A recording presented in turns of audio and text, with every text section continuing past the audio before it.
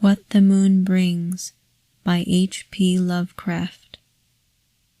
I hate the moon, I am afraid of it, for when it shines on certain scenes familiar and loved, it sometimes makes them unfamiliar and hideous. It was in the spectral summer when the moon shone down on the old garden where I wandered, the spectral summer of narcotic flowers and humid seas of foliage that bring wild and many-colored dreams. And as I walked by the shallow crystal stream, I saw unwanted ripples tipped with yellow light, as if those placid waters were drawn on in resistless currents to strange oceans that are not in the world. Silent and sparkling, bright and baleful, those moon-cursed waters hurried I knew not whither, whilst from the embowered banks white lotus blossoms fluttered, one by one in the opiate night wind, and dropping despairingly into the stream, swirling away horribly under the arched carven bridge, and staring back with the sinister resignation of calm, dead faces.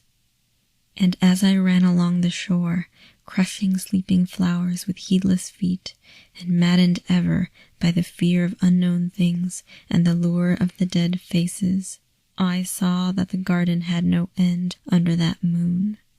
For where by day the walls were, there stretched now only new vistas of trees and paths, flowers and shrubs, stone idols and pagodas, and bendings of the yellow litten stream, past grassy banks and under grotesque bridges of marble. And the lips of the dead lotus faces whispered sadly and bade me follow, nor did I cease my steps till the stream became a river, and joined amidst marshes of swaying reeds and beaches of gleaming sand, the shore of a vast and nameless sea. Upon that sea the hateful moon shone, and over its unvocal waves weird perfumes breeded, and as I saw therein the lotus faces vanish, I longed for nets that I might capture them and learn from them the secrets which the moon had brought upon the night. But when that moon went over to the west, and the still tide ebbed from the sullen shore, I saw in that light old spires that the waves almost uncovered, and white columns gay with the festoons of green seaweed. And knowing that to this sunken place all the dead had come, I trembled and did not wish again to speak with the lotus faces. Yet when I saw afar out in the sea a black condor descend from the sky to seek rest on a vast reef,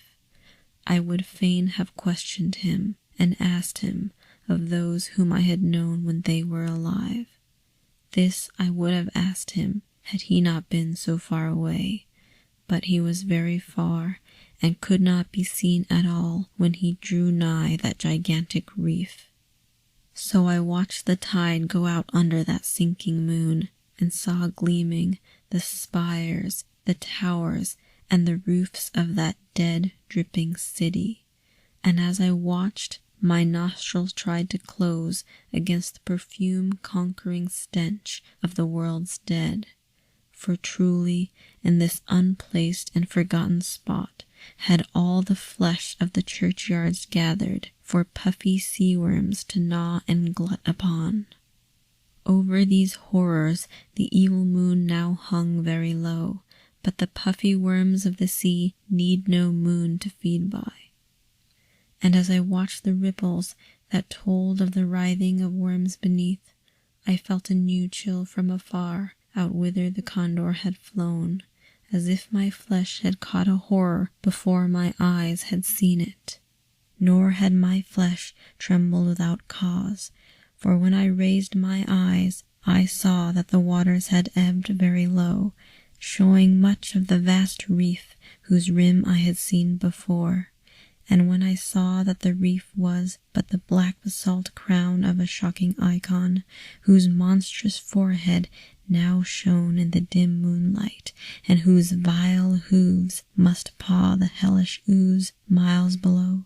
I shrieked and shrieked, lest the hidden face rise above the waters, and lest the hidden eyes look at me after the slinking away of that leering and treacherous yellow moon.